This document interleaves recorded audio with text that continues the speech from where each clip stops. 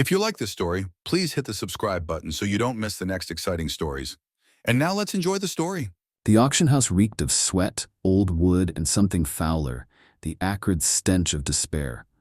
A place where the unwanted were discarded, where the broken were sold for scraps, and where no one cared if a life ended that night.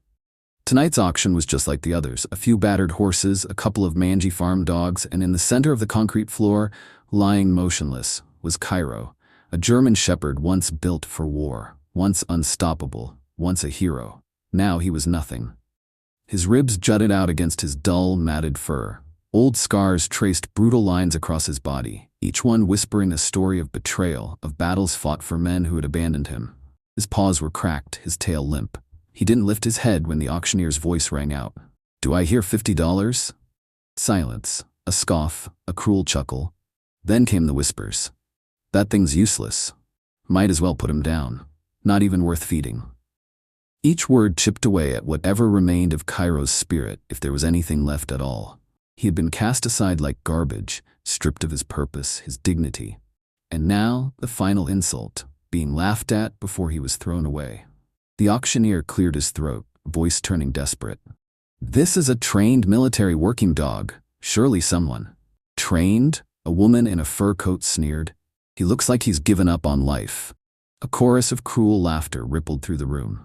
Kairo did not flinch. He had learned long ago that fighting was pointless. That pain came whether you resisted or not. That hope was the worst kind of torture. And so he lay still, waiting for the end. Then a chair scraped against the wooden floor. The laughter died instantly, as heads turned. In the back of the room a man stood up. His Marine Corps jacket, worn and frayed at the seams, hung off broad shoulders. His face was hard, unreadable, but his eyes were locked onto Kairo with something no one else in that room had. Understanding. "I'll take him." A stunned silence swallowed the room. Then came the jeers. "Him? You serious?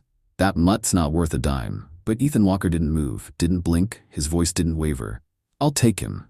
The auctioneer hesitated for half a second before slamming his gavel down. Sold. And just like that, Kairo's fate changed. But he didn't know it yet. Here's chapter 2, where the injustice deepens, the emotional weight intensifies, and Kairo's trauma becomes heartbreakingly clear. This chapter will leave the audience in tears, outraged at what was done to him, and desperate for him to heal. Let me know if you want even more intensity, more pain, or more emotional depth. I'm ready to push this story as far as you want.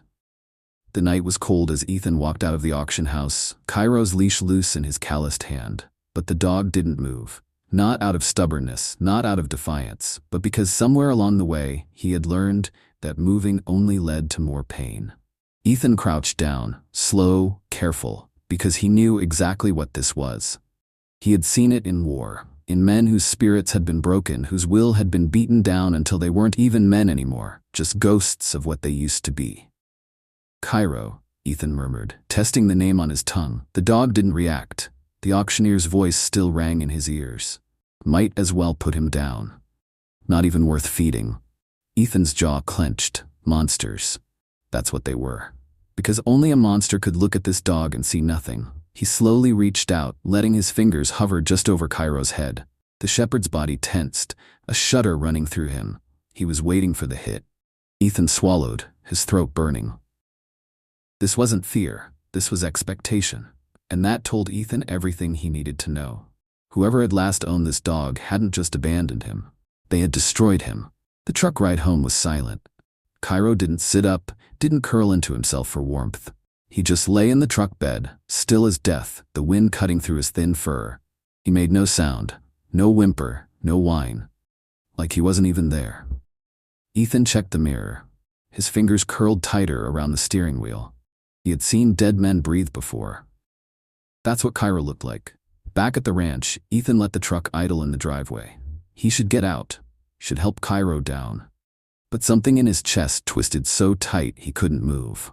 Kairo had been trained for war. He was supposed to be a warrior. Strong, fearless, loyal. Now, he lay there like a discarded shadow, like something that should have never been born. Ethan took a slow breath, then stepped out. He opened the truck's tailgate, crouching down again. "Come on, buddy, let's get inside." No movement. A part of him wondered if Kairo even wanted to live anymore. Ethan didn't push, he simply sat there, waiting. Minutes passed, the cold bit through his jacket, then so small, so hesitant, it was almost unnoticeable. A single breath, a shift of weight. Kairo lifted his head, just an inch, just enough to look at him, and for the first time Ethan saw them. His eyes, not just dull, not just tired, haunted. Ethan had seen men with those eyes before. Men who never came home, even when their bodies did. His chest ached. "You're safe," Ethan said softly. A promise, not just words. Kairo just stared, and didn't believe him. The barn was warm, lined with fresh hay, the scent of old wood and safety. Kairo stood at the threshold, trembling, not from cold, but from something far worse. He wouldn't go inside. Ethan watched him, watched the stiff legs, the wide, unblinking eyes, and suddenly it made sense. The hesitation, the stillness, the way his paws dug into the earth like he'd rather face a storm than step inside. Ethan felt something inside him break. They hadn't just beaten him.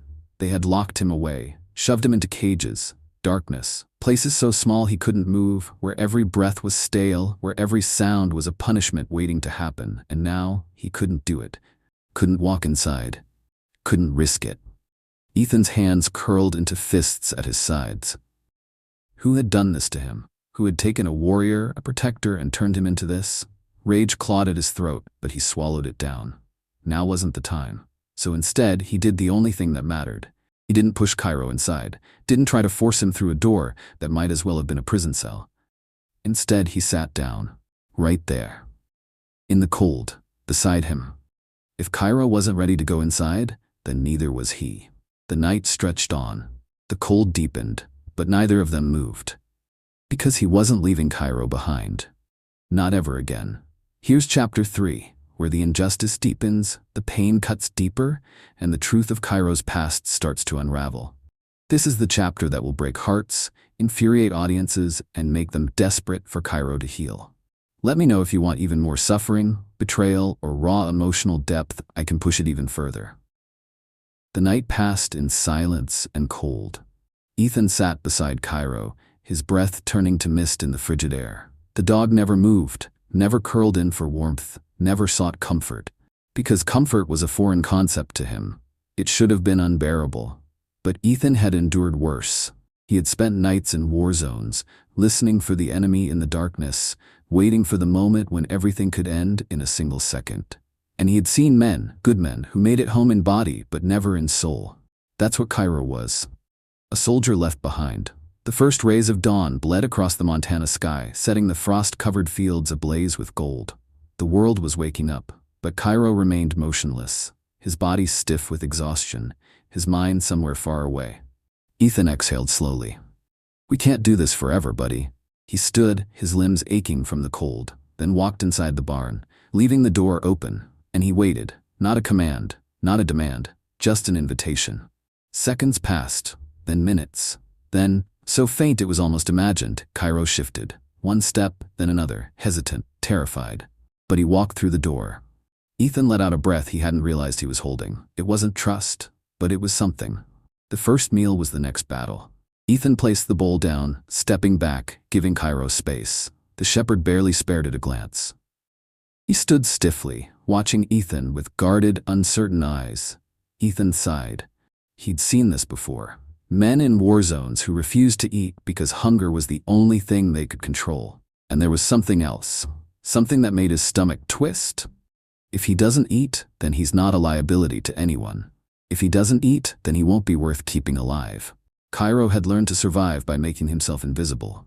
Ethan felt something burn hot in his chest. "What did they do to you?" He sat down on the hay-covered floor, a few feet away from the untouched food. He picked up a piece of bread from his own pack, tearing it into pieces, eating slowly. Kairo watched. Ethan didn't look at him, didn't speak, just ate. After several minutes, a quiet sound broke the silence. A shuffle of paws against the hay, a soft inhale. Then, a single trembling step toward the bowl. Ethan forced himself to remain still as Kairo bent his head and ate.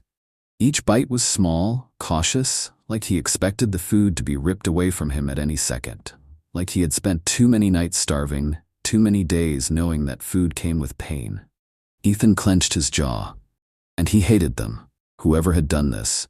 Whoever had broken this dog so thoroughly that even the most basic act of survival felt like a gamble. They had to pay. The nightmares came that night. Ethan woke to the sound of low, muffled whimpers. At first, he thought he was dreaming. The sound was too familiar. But then he sat up and saw Kairo, curled in the corner of the barn, trembling violently in his sleep. It wasn't just shaking, it was panic. His legs twitched like he was running, his breath ragged and sharp. His ears were pinned back, his tail pulled tight against his body. Ethan had seen dogs dream before. This wasn't a dream, this was a memory. "Kairo," he called softly. The shepherd didn't wake. Ethan moved closer. Then, Kairo snapped. The moment Ethan touched his shoulder, Kairo lunged. It wasn't an attack, not truly. It was pure, blind survival. A snarl ripped from his throat as he whipped around, his teeth flashing in the dim light. His muscles were coiled in terror, not aggression. Ethan froze. Not because he was afraid, but because he realized Kairo was. The dog was panting hard, eyes wide, chest heaving, a trapped animal expecting a punishment that never came. And then, the worst part. Kairo flinched. He flinched so violently it nearly knocked him over. His ears flattened against his head, his eyes squeezed shut. And Ethan understood. That's what they taught you, didn't they? That any movement meant pain. That if you fought back, you would suffer for it. Ethan's throat tightened, but he didn't move, didn't speak, because right now, words meant nothing. And so he just sat there. Minutes passed. Slowly, Kairo's breathing steadied, his muscles unclenched. The wild panic in his eyes faded into exhaustion, but he didn't move closer. And Ethan didn't ask him to. He just stayed. A presence, a constant, because that's what Kairo needed. The next morning, Ethan made a decision. He needed to know the truth. Because this wasn't just abandonment. This wasn't just a retired war dog left to rot. Someone had done this to him, and they thought they'd gotten away with it. Ethan grabbed his keys and stepped toward the truck. Kairo barely lifted his head, still drained from the night before. But as soon as Ethan reached the door, the shepherd stiffened. His ears perked, his body tensed. Ethan saw it in his eyes, the fear of being left behind again. Ethan sighed, rubbing a hand over his face. "I'll be back," he murmured. Kairo just stared. He didn't believe him. Ethan clenched his jaw. Then he did something he hadn't planned. He whistled. A soft, gentle sound. A command. An invitation. Kairo hesitated. Then, slowly he stood. Not because he trusted Ethan, but because he refused to be abandoned again. The moment Ethan opened the passenger door, Kairo climbed inside, and just like that, they left together. On a path that would lead them straight into the heart of injustice. And neither of them would ever be the same again. The drive was silent. Kairo sat rigid in the passenger seat, his body so still that Ethan could hear every breath, every faint exhale. His posture never relaxed. His head never rested against the seat, because he didn't know how to rest. Ethan could feel his own pulse hammering in his skull. His knuckles were white on the steering wheel, jaw clenched so tight it hurt. Because he knew, deep down, that whatever he found today would destroy him. But it had to be done.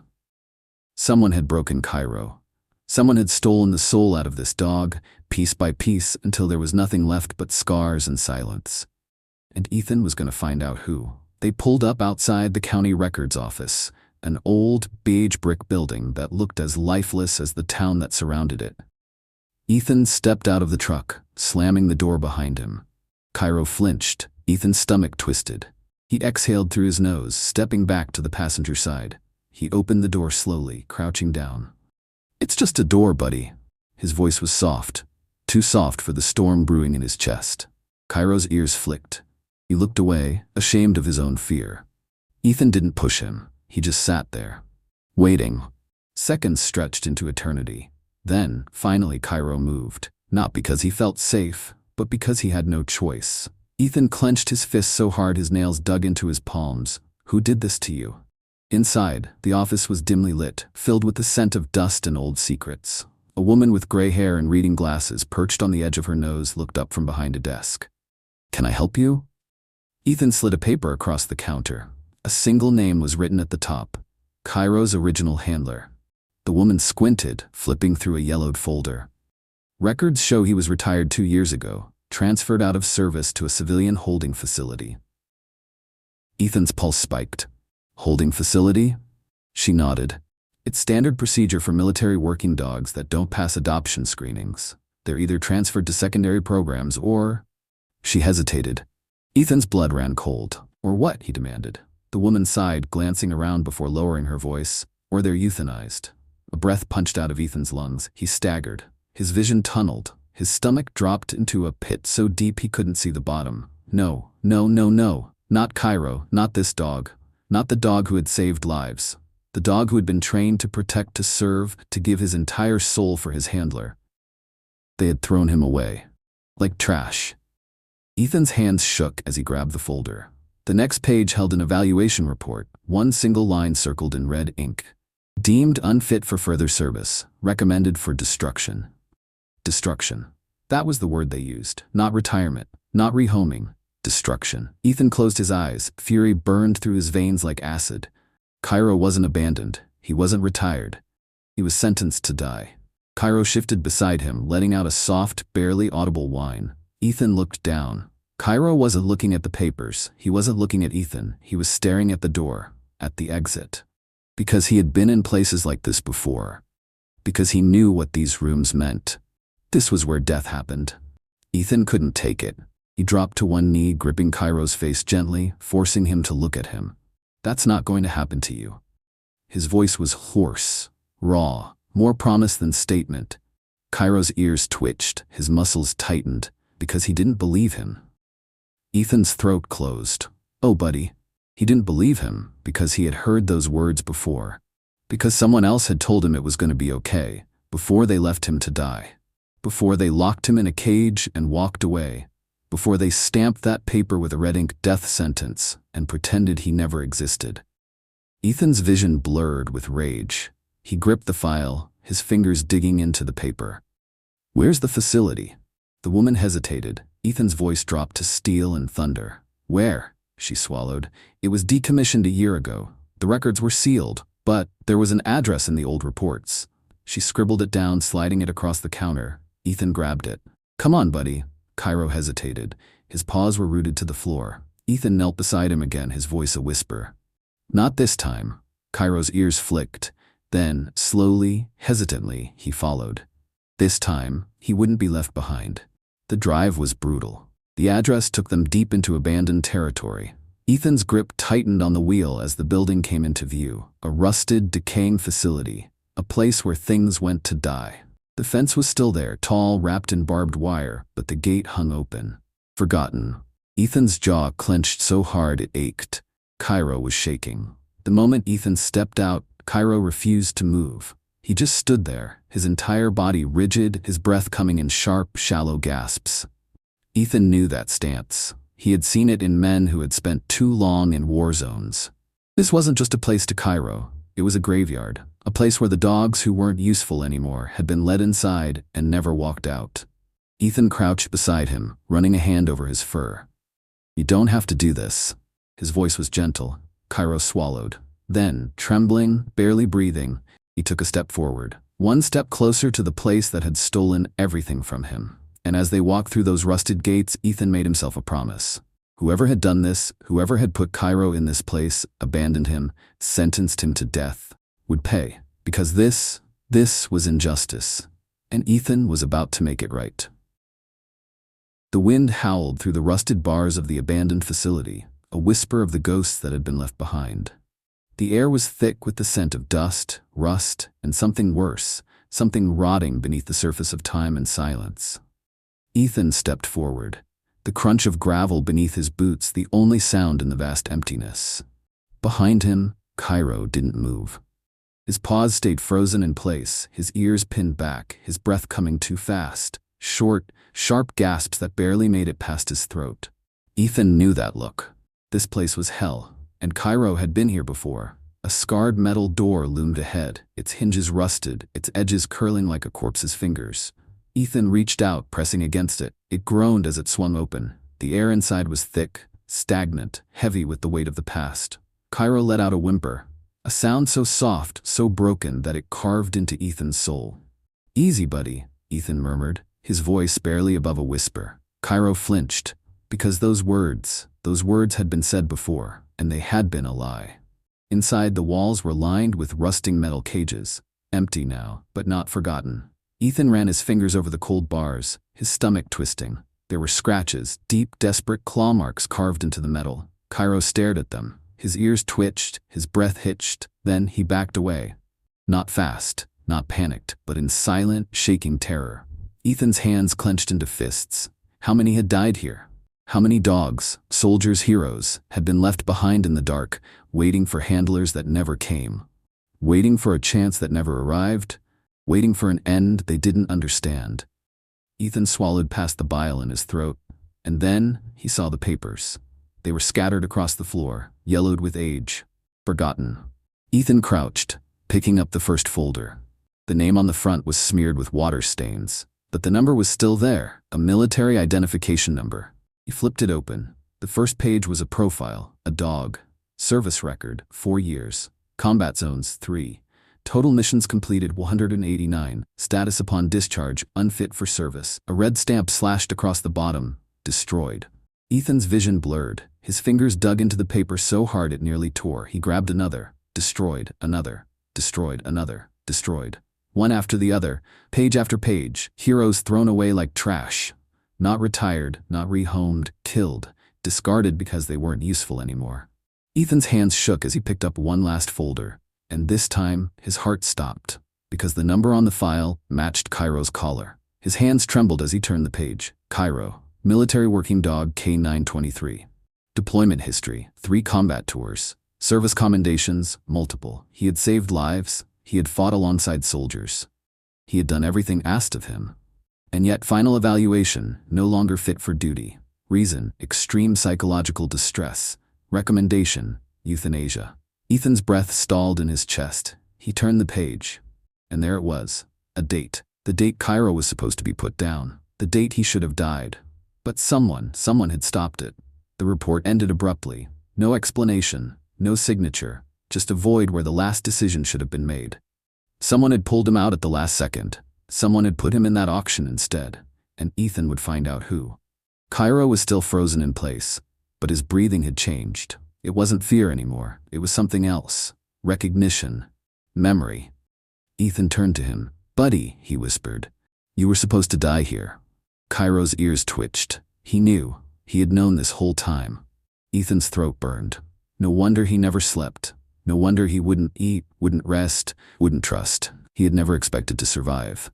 Because he had already been condemned. Because he had already made peace with death. And yet, he was still here. Ethan stood, his fingers curled around the folder, his grip turning to steel. "We're leaving." Kairo hesitated, but then, for the first time, without hesitation, without looking back, he followed. Ethan stepped outside, feeling the cold wind bite against his skin. This wasn't over. Someone had sentenced this dog to die, and Ethan was going to find out why. Because this wasn't just about Kairo anymore. This was about every single name on those pages. This was about justice. And Ethan Walker wasn't stopping until he burned the whole damn system down. Ethan didn't sleep that night. He sat at his kitchen table, the dim light casting shadows over the stack of files spread before him. The names, the numbers, the fates of the forgotten. Every single dog had been erased, except for Kairo. The German shepherd lay on the floor beside him, chest rising and falling in shallow, restless breaths. Not asleep, not awake, trapped in some place in between. Ethan ran a hand down his face. Someone had stopped Kairo from being killed. But it hadn't been out of kindness. Because no one had come back for him. Who had saved him? And why had they abandoned him after? He started making calls before the sun even rose. The first person he tried was Dr. Claire Thompson, the only veterinarian he trusted. She picked up on the third ring. "Ethan? I need your help," he said, skipping pleasantries. "I need to find out who handled Kairo's discharge." A pause. "You found something, didn't you?" "I found a graveyard," Ethan muttered, "and I found his name on the headstone." Claire cursed under her breath. "Send me everything. I'll start digging." "I need more than a name," Ethan pushed. "I need proof. I need someone who was there. Someone who saw what happened before they sent him to die." Claire exhaled. "I might know someone." An hour later, Ethan stood outside a small, battered house on the outskirts of town. The man who lived here used to be Captain Aaron Grayson, a decorated Marine, a legend in the K9 unit, until he disappeared. Ethan knocked, a shuffle of movement inside, the sound of a lock turning. Then the door cracked open, just enough for Ethan to see tired blue eyes, a beard that hadn't been trimmed in years, and a wariness that lived deep in his bones. Grayson stared at him for a long moment. Then his gaze dropped to Kairo. And everything changed. The door opened wider. "Come in." Ethan followed, stepping into a house that smelled like dust and regret. Grayson didn't offer coffee, didn't ask why Ethan was there. He just sat down, rubbing a hand over his face. "I thought he was dead," he finally said, voice rough. "I thought they put him down." Ethan's stomach twisted. "They tried." Grayson let out a bitter laugh. "Of course they did." Then his eyes hardened. "You want to know why he was on that list?" Ethan's fists clenched. "Tell me." Grayson exhaled. "Because Kairo didn't just survive something bad. He survived something he wasn't supposed to." The truth came out in pieces. Grayson had been there, at the facility where they broke them, where they pushed dogs past their limits, past their breaking points, to see how much they could take before they stopped obeying. "Some of them shut down," Grayson said, voice hollow. "Some of them snapped." Ethan's pulse pounded. "And Kairo?" Grayson's lips pressed into a thin line. "Kairo never broke." Silence. Ethan felt the weight of those words settle in his chest like a lead bullet. "They tried," Grayson continued. "God, they tried. Starvation, isolation, pain compliance techniques." His voice turned sharp. "They used everything they had to make him crack, because the ones who break are easy to control." Ethan's breathing turned shallow. "But he didn't." Grayson shook his head. "No, he fought." He gestured toward the dog at Ethan's feet, and that's why they wanted him gone. Kairo had been a liability, because he had refused to be turned into a machine, because he had made his own decisions, because he had chosen to disobey orders that would have led to innocent people dying. And that was unforgivable. Ethan felt his hands shaking. "Who gave the kill order?" Grayson's face darkened. "Major Jacob Mercer." The name hit Ethan like a sledgehammer, because he knew that name. A man with more medals than morals. A man whose dogs were trained like weapons, used and discarded without a second thought. A man who never left loose ends. And Kairo was the last one still breathing. Ethan pushed back from the table, standing too fast. Kairo's ears twitched. His body tensed. Grayson sighed. "I know that look." Ethan's jaw clenched. "Then you know I'm not letting this go." Grayson exhaled slowly. "If you go after Mercer, he'll come for you first." Ethan's grip tightened around the folder in his hands. Let him try. Because this time, Kairo wasn't alone. Ethan didn't wait. By the time the sun dipped behind the mountains, he was already back at his ranch, pacing the length of his living room, Kairo's quiet presence anchoring him to the moment. The files Grayson had given him lay open on the table, a graveyard of names, a testament to the ones who never got out. Dogs that had served. Dogs that had trusted. Dogs that had been discarded the second they became inconvenient. Some had gone missing. Some had been put down for behavioral issues. Some had just disappeared. No record, no burial, just erased. And Mercer had signed off on every single one. Claire arrived an hour later, stepping through his front door without knocking. "I pulled every military record I could," she said, slamming a thick folder onto the table. Her face was tight, her eyes red from staring at a screen for too long. "You were right. They covered everything up. There's not a single official report that lists any wrongdoing. But look at the patterns." Ethan flipped through the pages. Dogs reassigned. Dogs terminated. Dogs that shouldn't have been sent to war zones in the first place. And every time a handler tried to report something, that report never saw the light of day. Because the ones who spoke up disappeared too. How many people knew? The question fell from Ethan's lips like lead. Claire hesitated. "We don't have a number." Ethan clenched his fists. "Give me a guess." Her throat bobbed as she swallowed. "Dozens, at least." Ethan exhaled sharply, rage burning in his chest. So many people had seen it, so many had walked away, and now he was standing here staring at a dog who should have been a name on that list. But Kairo had made it out. Barely. And that wasn't enough. He ran a hand down his face, trying to steady himself, but it didn't work. The betrayal ran too deep. He had lost men overseas. Good men. He had seen them fall. But this was something else. This wasn't war. This wasn't battle. This was power crushing the helpless. This was injustice at its rawest form. His jaw tightened. "I'm going after Mercer." Claire's expression didn't change. She had known this was coming. "Then you better be smart about it," she said. The next morning, Ethan took Kairo into town. He didn't know if he was hoping for clarity or just trying to keep his rage from boiling over. Either way, he wasn't expecting what he found when he got back. His front door was open. His entire body went still. Kairo's ears flattened, his muscles coiling beneath his scarred fur. Ethan pulled his sidearm, stepping forward in complete silence. The living room was a mess. The table was overturned, the files, the evidence, scattered. But nothing was taken. They weren't here to steal. They were here to send a message. His gaze landed on the one thing that didn't belong. A photograph, left in the center of the chaos. A picture of him and Kairo, taken just days ago. Someone had been watching them. Someone wanted them to know. Kairo let out a low, warning growl, and Ethan knew. This wasn't just about the past anymore. This was a war, and Mercer had just fired the first shot. The picture sat in the center of the wreckage like a landmine. Ethan didn't touch it. Didn't need to. He had been in enough war zones to know a warning when he saw one. Someone had been inside his home. Someone had been close enough to take a picture of him and Kairo without him even realizing it. And the message was clear. Stop digging, or else. Kairo's growl rumbled low in his chest, the kind of sound that meant something wasn't right. Ethan forced himself to breathe. His pulse was a hammer against his ribs, but he ignored it.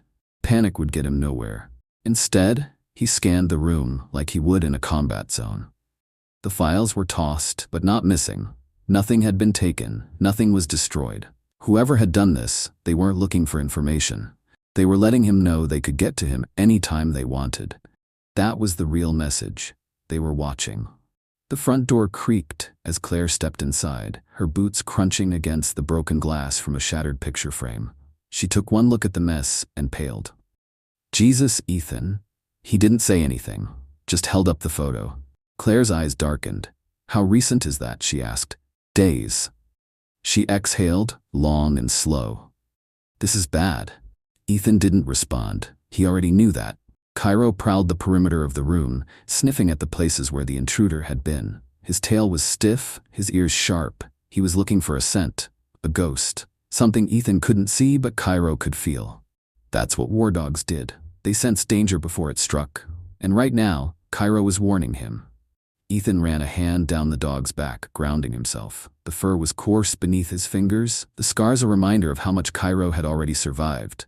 And now, someone wanted to make sure he didn't survive again. Ethan's throat burned. He swallowed it down. Not this time. Not this dog. Claire was already pulling out her phone, pacing in tight circles. "I'll call Grayson," she muttered. "We need to move the files, maybe?" "No." She stopped, looking at him. "No?" Ethan's hands curled into fists. "They want me to stop," he said, "which means we're close." Claire opened her mouth, closed it. Then she sighed, rubbing her temples. "This is gonna get you killed, you know that, right?" Ethan's jaw tightened. "Not if I move first." An hour later, Ethan sat at the dining table, his old laptop flickering with the dim glow of an outdated screen. Grayson had sent him a file, a list, names, dogs, each one marked terminated, each one labeled unfit for retirement. And every single one had a handler who had filed a complaint before they disappeared. Ethan scrolled. It wasn't just dogs they'd silenced. It was people too. A pit yawned open in his stomach. This wasn't just a scandal. It was a cover-up that stretched farther than he ever imagined. And if he wasn't careful, Kairo's name would be next. The night stretched on, thick and suffocating. Kairo stayed close, his warm breath ghosting against Ethan's arm as he scanned page after page of injustice. Names that had been erased, lives that had been thrown away. People who had tried to do the right thing and had been crushed for it. He reached Kairo's record and stopped. It was nothing but redactions. Black bars covered every detail of his past, except for one thing. The last official note on Kairo's file, written by Mercer himself. Unfit for further service, untrainable, no longer an asset. Ethan swallowed against the anger building in his throat. He reached out, scratching behind Kairo's ears. The dog leaned into it, trusted him, followed him. And yet, someone had looked at him and decided he was disposable. Ethan's grip tightened. "They were wrong about you," he murmured. Kairo exhaled softly. A simple sound. But in it, Ethan heard everything. A past neither of them could erase. A loyalty that hadn't died, even after everything. And a future someone still wanted to take away. Ethan wouldn't let them. He closed the laptop and stood. If they thought they could scare him off, they had severely underestimated the kind of fight he was willing to bring. The morning came, cold and gray. Ethan walked out onto the porch, watching the sky burn through the mist.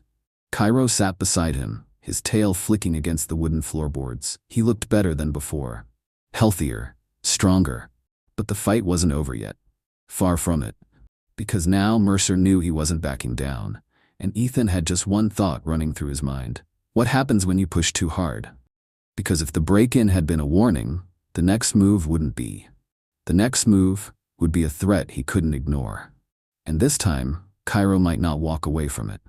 The first sign that something was wrong came with the silence. Not the usual kind, the peaceful quiet of an early Montana morning. No, this was different. This was the kind of silence that felt unnatural. The kind that made the hairs on the back of Ethan's neck stand up. Kairo felt it too. His ears pricked, his body stiff, his gaze locked onto the tree line beyond the fence. His breathing slowed, his instincts sharpened. He knew. And if Kairo knew, Ethan knew. They weren't alone. The wind shifted. Kairo's head turned slightly, tracking a scent Ethan couldn't detect. His muscles coiled like a spring, a breath away from action. Ethan kept still, his pulse steady. His training kicked in, forcing him to listen instead of move. It came faint at first, a rustle, a shift in the trees, someone trying to stay hidden but not good enough. Then, a flicker of movement. Ethan's body tensed. Here we go. A voice called from the woods. Smooth, controlled, too controlled. Mr. Walker. Kairo let out a low, warning growl. Ethan didn't answer. The man stepped out from the trees, a suit, a badge, federal, or at least, he wanted to look that way. You've been asking the wrong questions, the man continued, walking slow, measured. Digging in places you don't belong. Ethan stayed silent. You're making some people very nervous. The man stopped a few feet away, just outside of striking range. Smart. Ethan's fists curled at his sides. They should be nervous, he said flatly. The man smiled, thin, cold, amused. You don't understand how this works, do you? Behind him, two more figures emerged. A trap. Kairo reacted before Ethan did. His body lowered, weight shifting to his back legs. Ready. The man noticed. His smile widened. You don't want to do that, he said smoothly. Ethan forced himself to breathe past the fire in his chest. They were here for a reason, and he already knew what it was. Kairo, you have something that belongs to us, the man said, tilting his head toward the German shepherd. Ethan exhaled sharply. No, you had something. You threw him away. Did we? The man's brows lifted. Because from where I'm standing, he's still government property. Ethan's blood ran hot. Try and take him, he said, voice flat. See how that ends for you. The man's smile faded. You're making this difficult, Mr. Walker? Ethan didn't respond. He wasn't interested in conversation. One of the men behind the suit shifted his stance. Kairo caught it instantly. A fraction of movement, a flicker of aggression. And just like that, it all went to hell. The second the man moved, Kairo exploded. A flash of muscle, teeth, and sheer force. Ethan moved at the same time. The world erupted. It was a blur of motion. Kairo launched toward the first man, faster than anyone could react. Ethan ducked left, grabbed the second one by the collar, and slammed him into the dirt. The first man screamed, his arm caught in Kairo's unrelenting grip. A warning. Ethan saw the gun before it was raised. A split second. No time to think. Only time to act. He kicked the man's knee out before the gun could clear the holster. The guy went down hard, crashing onto his back with a groan. Kairo released the first man and pivoted, positioning himself between Ethan and the last standing threat. Ethan caught his breath, adrenaline roaring. The man in the suit, the leader, he hadn't moved, hadn't even tried. Because he didn't have to. He straightened his tie, adjusted his cuffs, then sighed. Well, he said, brushing dust from his sleeve, that was unnecessary. Ethan's hands shook from the effort of not putting him in the ground. I disagree.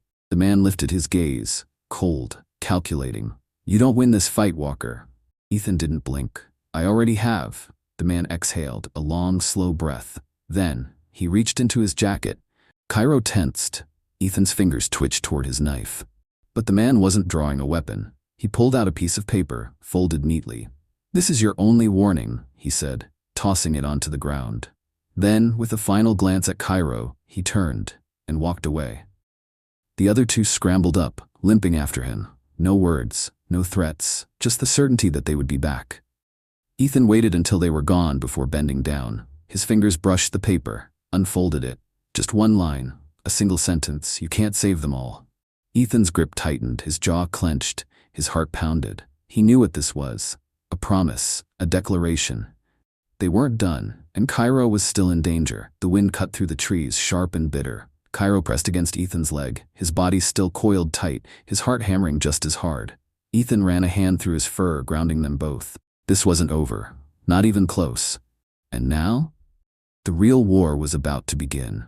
The wind howled through the Montana Valley that night, but it wasn't the cold that kept Ethan awake. It wasn't even the bruises forming beneath his skin or the ache in his knuckles from the fight. It was the words, "You can't save them all."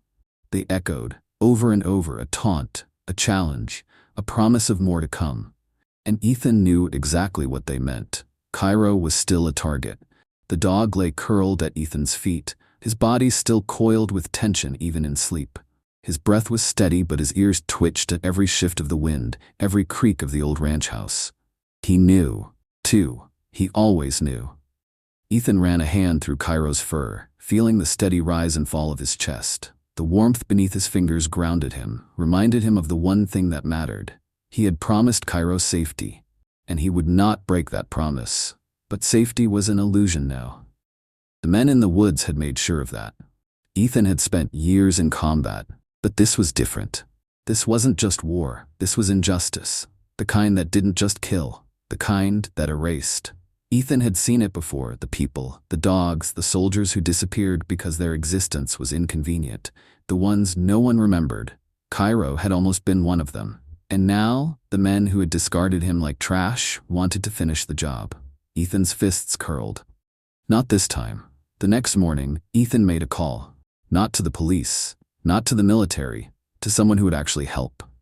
"Walker," came the voice on the other end. Deep, steady. The kind of voice that never hesitated. James Cooper, ex-Marine, former K-9 handler, a man who had spent his career in the shadows, cleaning up messes the government didn't want to admit existed. He was also one of the only people Ethan still trusted. "Coop," Ethan said, "I need you in Montana, now." A pause. Then, without question, "Who do I need to bury?" By the time Cooper arrived, the situation had escalated. Ethan wasn't surprised. When you refused to bow, they always pushed harder. The first sign came when he tried to buy supplies at the feed store. "Sorry, Ethan," the owner said, avoiding his gaze. "Can't sell to you anymore." Ethan felt a cold weight settle in his gut. "Who told you that?" The man swallowed hard. "Look, just let this go, all right?" The second sign came that night. A black SUV parked just far enough down the road that it looked casual. Just far enough to pretend it wasn't watching. But Kairo knew. The second Ethan stepped onto the porch, the dog was already growling. Ethan locked eyes with the driver, didn't blink, didn't move, just waited. Let them know he wasn't scared. Cooper pulled up the next morning in his battered old truck, stepped out, and took one look at Kairo before nodding once. "That's a good dog," he said. Kairo sniffed him once, then decided. He circled Cooper, then sat at Ethan's side, eyes still on the road. Cooper smirked. "Smart, too." Then his face hardened. "All right," he said, folding his arms. "Tell me everything," Ethan told him, about the auction, the scars, the missing records, the men in the woods, and the paper. "You can't save them all." Cooper's jaw tightened. "That's a kill order." Ethan nodded. "I know." The older man exhaled sharply. "They're not just trying to erase Kairo," Cooper muttered. "They're trying to erase the proof of what they did to him." He turned to Kairo, studying the dog's quiet strength. "They're scared of you," Cooper said softly. Kairo blinked once, as if he understood. Maybe he did. Ethan and Cooper sat on the porch that night, a bottle of whiskey between them. The SUV was still parked down the road. Waiting. "They're not going to stop," Cooper said. Ethan didn't look away from the dark horizon. "I know." A beat of silence. Then, "You ready to make them regret it?" Ethan finally looked over. "Thought you'd never ask." The first rule of war was knowing when it had already started. And this had started the moment Ethan stood up at that auction. The moment he said, "I'll take him." The moment he made a promise, to Kairo, to himself, that this dog would never be abandoned again.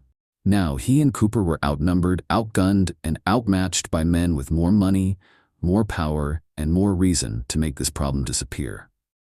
But none of that mattered, because Kairo wasn't a problem, he was proof. And Ethan Walker was ready to burn the world down before he let them erase him. The plan started simple. Step 1. Make it known that they weren't scared. That night, Ethan and Cooper took the old ranch truck and drove right up to where the SUV had been watching. Ethan leaned out the window. "You lost?" No answer, just two men sitting behind tinted windows pretending not to hear him. Cooper tapped his fingers on the dash. "They're waiting for orders." "Good," Ethan said. "I hope they take their time."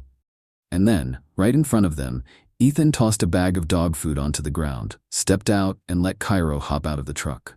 Kairo stretched, yawned, and then, without breaking eye contact, lifted his leg and pissed on their tire. Cooper whistled. "Damn, that's cold," Ethan smirked. "Figured we should send a message." And then, without another word, they drove off. Let them sit in it. Let them feel the heat rising, because Ethan wasn't playing defense anymore. Step 2. Find the leak. Someone had put Kairo up for auction. Someone had erased his records. Someone had signed that kill order. And that someone wasn't sitting in a black SUV watching from the road. They were sitting in an office somewhere, signing papers, giving orders, pretending their hands were clean. Ethan was going to drag them out into the light. Cooper made some calls, old contacts, people who owed him favors. And finally, a name. Kenneth Voss, a name Ethan hadn't heard in years, but a name he remembered. A man who had sat behind a desk and signed off on all kinds of things soldiers never talked about. Now he was the director of military canine programs, and Kairo was about to ruin his career. Step 3. The truth. Ethan sat at the kitchen table staring at the documents Cooper had printed, training records, medical files, deployment logs, and then the redacted files. The ones that erased 6 whole months of Kairo's life. The ones that tried to erase him. Ethan's hands shook as he ran his fingers over the ink. Kairo had been sent on suicide missions. Missions where dogs weren't supposed to come back. Missions where they didn't even begin to bring the bodies home. And when Kairo survived, when he refused to die, they had locked him in a cage, beaten him, and tried to break him anyway. Ethan clenched his fists. No more. This wasn't just about Kairo anymore. This was about every dog that didn't make it home, every soldier who was told to walk away and forget. Not this time. This time, they were going to remember. Step 4. Take the fight to them. "How do you feel about DC?" Ethan asked. Cooper raised an eyebrow. "Last time I was in DC, I punched a senator." Ethan took a sip of coffee. "You planning on punching another one?" Cooper shrugged. "Guess it depends on how this goes." Ethan glanced down at Kairo, who was sitting at his feet, ears perked, watching them carefully. "Guess we'll find out," Ethan murmured. Kairo let out a low huff. And just like that, it was settled. They were going straight to the top. The next morning, Ethan, Cooper, and Kairo were on a plane. No tickets, no permission, no time for bureaucracy, just 3 war dogs heading into enemy territory. And by the time they landed, the storm was already brewing. Because Kenneth Voss knew they were coming, and he was waiting. The moment they stepped off the plane, Ethan's phone buzzed. "Unknown number," he answered. A slow, calm voice greeted him. "Walker, I'm disappointed." Ethan smiled. "Not as disappointed as you're going to be, Voss?" A sigh? "You should have taken the warning." Ethan looked down at Kairo, who was staring at the airport exit like he already knew what was coming. "I did," Ethan said. Then he hung up and walked straight into the fire. Washington, D.C. smelled like power, like polished marble and old money. Like the kind of people who could ruin lives with the stroke of a pen and never lose a minute of sleep over it. Ethan had spent enough time in places like this to know that justice wasn't handed out. It had to be dragged into the light, kicking and screaming. And that was exactly what they were here to do. They weren't supposed to be here. Not in this building. Not in this office. Not sitting across from Senator Eleanor Grant, a woman with enough political weight to crush men like Voss, if given the right motivation. Cooper leaned back in his chair, arms crossed. "We appreciate you seeing us, Senator." Grant adjusted her glasses, scanning the thick file Ethan had just placed on her desk. "You understand that what you're asking me to do is politically complicated." Ethan exhaled sharply. "Complicated is a fancy word for inconvenient," She looked up, her expression unreadable. And why should I stick my neck out for this dog? Ethan didn't blink. Because if you don't, I'm taking this story public. And when people see what happened to Kairo, when they hear about the dogs who didn't make it out, it won't just be Voss on trial. It'll be everyone who let this happen. Grant stared at him for a long time. Then finally, she shut the file with a sharp snap. I can get you a hearing, she said, but I can't promise it'll change anything. Ethan reached down and ran a hand over Kairo's fur. We'll see about that. Kenneth Voss sat at the head of a long mahogany table, his fingers drumming against polished wood as Ethan, Cooper, and Kairo entered the room. A small smirk played on his lips. Walker, I was hoping you'd be smarter than this. Ethan pulled out a chair, slow and deliberate before sitting down. Kairo settled at his feet, his amber eyes locked on Voss, watching, waiting. You can threaten me, Ethan said. You can even try to bury the evidence. Voss leaned forward, his smirk growing. And? Ethan smiled, a slow, dangerous smile. And you still have to sit in front of Congress tomorrow and explain why you're erasing military dogs like they're disposable equipment. Voss's smirk faltered. Just a fraction. Cooper whistled low. Damn, I love watching the moment they realize they're screwed. Voss's jaw tightened. You have no idea what you're getting yourself into.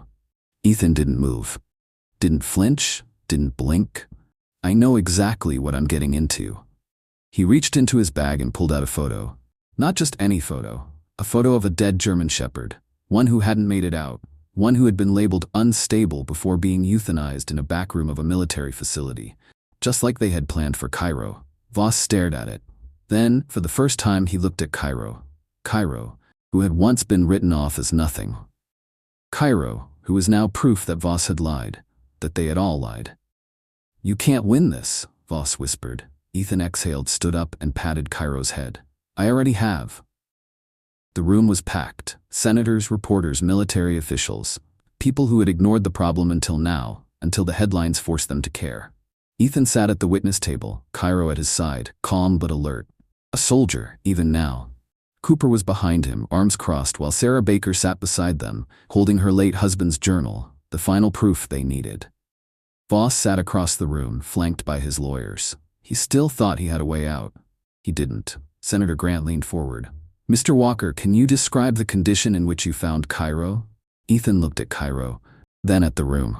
Starving, beaten, labeled worthless, and left to die in an auction house. A murmur spread through the crowd. And yet, today, he sits here as proof that every word they said about him was a lie. Grant nodded. And you believe this is a systemic issue? Ethan pulled a stack of files from his bag. These are the names of 27 military dogs who were labeled too dangerous and euthanized under Voss's watch. Grant flipped through the pages, her expression growing darker with each one. Ethan's voice was steady when he said, I believe this is a cover-up, and I believe men like Voss made sure these dogs disappeared so no one would ask questions. A beat of silence. Then, objection. Voss's lawyer shot up. These are serious accusations. They're not accusations, Cooper cut in. They're facts. The lawyer turned red. You can't prove that these decisions weren't made in the interest of national security. Ethan leaned forward, locking eyes with Voss. National security doesn't mean burying the truth. It doesn't mean betraying the ones who gave everything for this country, including its war dogs. Voss's hands clenched into fists. He knew. He knew he had already lost. 2 weeks later, headlines exploded across the country. Military working dog scandal rocks Pentagon. Senators call for full reform after explosive hearing. Dogs who serve deserve better. The truth about Kenneth Voss exposed. And just like that, Voss was finished. Fired, disgraced, facing criminal charges. But the real victory? The military was forced to change. The Shadow Protocol was passed. New rules protecting military dogs, ensuring their safe retirement, making sure that what happened to Kairo would never happen again. And Ethan walked out of that courtroom, Kairo at his side, knowing one thing, they had won. Not just for themselves, but for every dog who never got the chance. For every soldier who lost a partner they never got to say goodbye to. For every warrior who had ever been abandoned. Kairo trotted beside him, head high, tail wagging just slightly. Ethan ruffled his ears. Guess we're heroes now, buddy, Kairo huffed, like he had known it all along. The battle had been won. But victory was not the same as peace.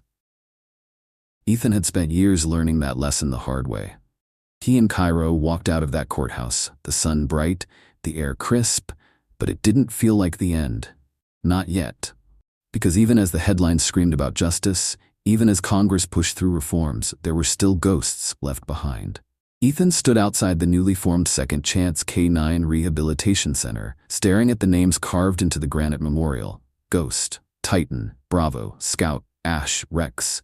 27 names. 27 dogs who never got the chance that Kairo did. Ethan traced a hand over the smooth stone, his throat tightening.